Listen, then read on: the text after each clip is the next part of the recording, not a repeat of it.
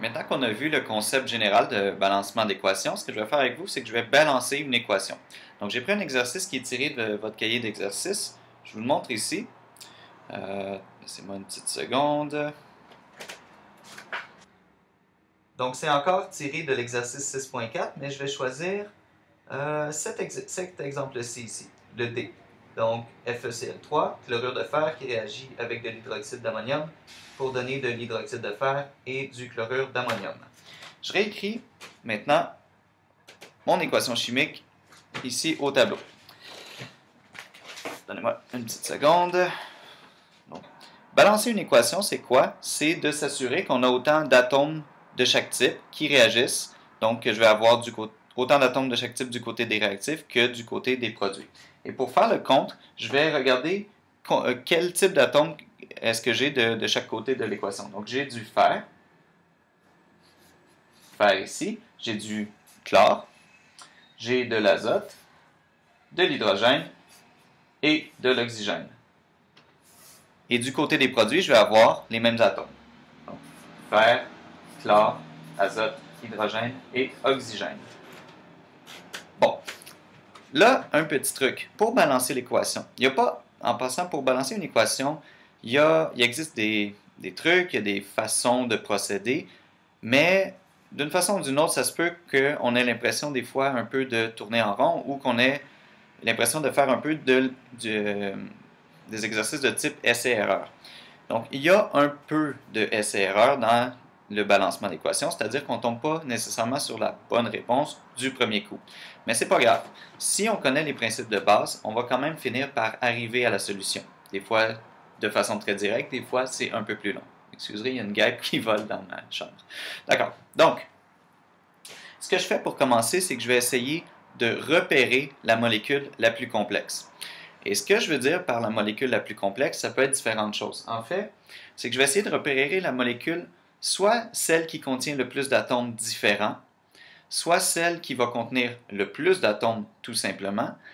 Et si j'ai le choix, ici, vous voyez, j'ai des molécules relativement complexes. Ici, j'ai une molécule composée de fer et de chlore, d'azote, d'hydrogène et d'oxygène. Donc, j'ai 3 atomes différents ici, j'en ai 2 là.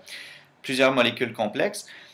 Je vais essayer de choisir celle qui contient le plus d'atomes qui ne sont pas des atomes de CHON.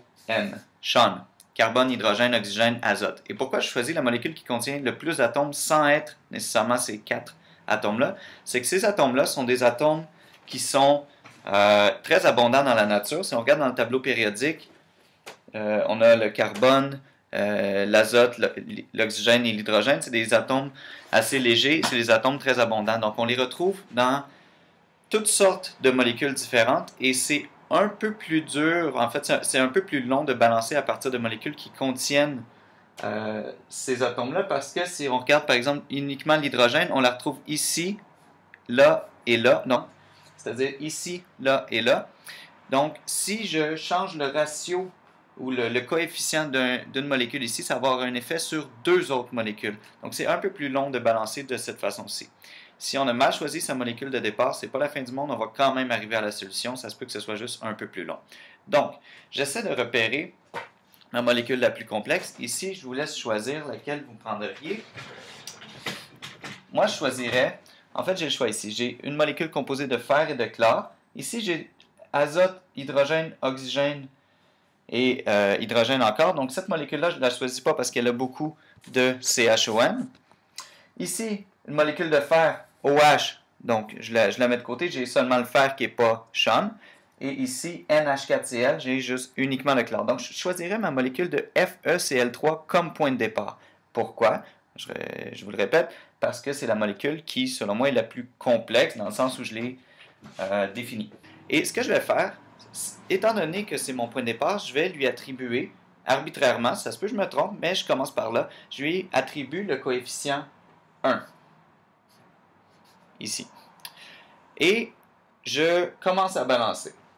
Donc, c'est-à-dire, je regarde ici, si j'ai une seule molécule de FeCl3, de chlorure de fer, qui réagit du côté des réactifs, je vais commencer à faire le compte de mes atomes de chaque type. Le fer voyez, du côté des réactifs, c'est ma seule source de fer, c'est cette molécule-ci. Donc, combien est-ce que j'ai d'atomes de fer au total si j'ai mis 1 comme coefficient? J'en ai un seul. Et combien est-ce que j'ai d'atomes de chlore? J'en ai 3. Je n'ai pas d'atomes de fer et d'atomes de chlore ici, donc on ne se préoccupe pas du coefficient pour l'instant. Je vais tout de suite commencer à balancer, c'est-à-dire je vais aller regarder du côté des produits maintenant. Ma seule source de fer est cette molécule-ci.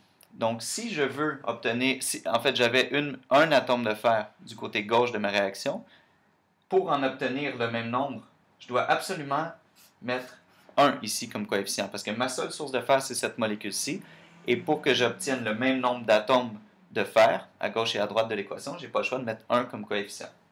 Donc, je recompte mes atomes de fer, j'en ai un de chaque côté. Je vais revenir à ma molécule de chlorure de fer ici. J'ai balancé pour le fer, maintenant je vais balancer pour le chlore. Donc c'est encore une fois ma seule source de chlore du côté des réactifs. J'ai un total de 3 chlores. Du côté des produits, ma seule molécule qui contient le chlore est celle-ci, NH4Cl. On ne la voit pas très bien, j'avais plus de place. Donc NH4Cl, ma seule molécule qui contient le chlore. Pour en obtenir autant que du côté des réactifs, je n'ai pas le choix de mettre 3 ici comme coefficient.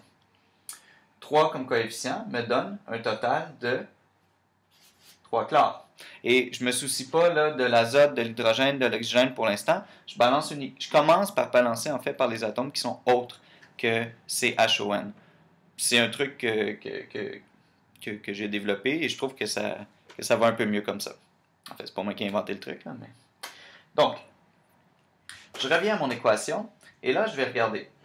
Vous voyez, mes coefficients ici sont déjà déterminés du côté des produits. Donc, j'ai trouvé mes deux coefficients. C'est des coefficients temporaires. En fait, on n'est pas certain que ce sont les bons coefficients tant que l'équation n'est pas complètement balancée. Donc, temporairement, on a des coefficients ici. Et je vais compter la balance des atomes. Donc, l'azote ici, je n'ai pas d'azote dans cette molécule-ci, j'en ai uniquement ici. Et j'ai 3 fois la molécule de NH4Cl. Donc, pour un total de 3 azotes. L'hydrogène, j'en ai dans les deux types de molécules. J'en ai 3 hydrogènes ici et 3 fois 4, 12. Donc, 12 plus 3, 15 hydrogènes au total. Et pour l'oxygène, des atomes d'oxygène ici, j'en ai 3. 3 fois 1, 3. Et j'ai pas d'oxygène ici, donc j'ai un total de 3 oxygènes. Maintenant, je reviens. Donc, une fois que j'ai tout compté mes atomes de chaque type du côté des produits, je reviens du côté des réactifs.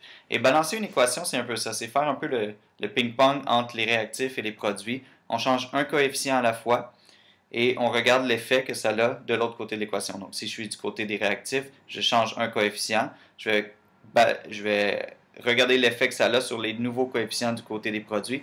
Et je regarde la balance toujours du nombre d'atomes de chaque type à gauche et à droite de la réaction. Donc, c'est un peu un jeu de va-et-vient. C'est pour ça que je vous dis, on n'arrive pas nécessairement directement à la bonne réponse, mais si on respecte les principes de base, on y arrive. Maintenant, pour compléter mon équation, ici, je veux obtenir du côté des réactifs le même nombre d'atomes de chaque type, parce qu'on balance. Pour obtenir 3 azotes, ici, ma seule source d'azote, c'est cette molécule-ci, donc je n'ai pas le choix de mettre un 3 comme coefficient, parce que 3 fois N, ici, va me donner un total de 3 azotes. Et je compte pour l'hydrogène, j'ai 3 fois 4, j'ai 4 hydrogènes ici, plus 1 hydrogène là, donc j'ai un total de 5 hydrogènes dans cette molécule-ci. La molécule est présente 3 fois, ça c'est le coefficient ici qui me dit ça, donc cette molécule-ci est présente 3 fois, pour un total de 15 hydrogènes.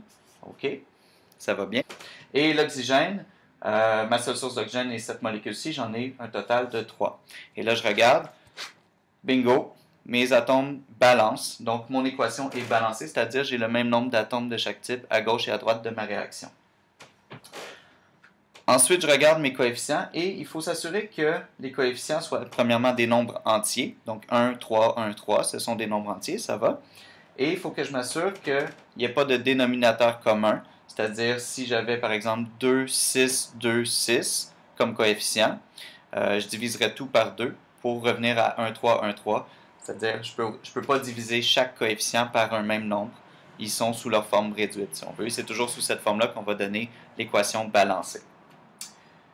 Voilà pour ça. Je vais faire maintenant un nouvel exemple avec, ça va être le même concept de base, mais il va y avoir une petite nuance, donc un petit truc supplémentaire qui va vous aider, peut-être dans certains types de problèmes, à trouver les bons coefficients pour balancer votre équation.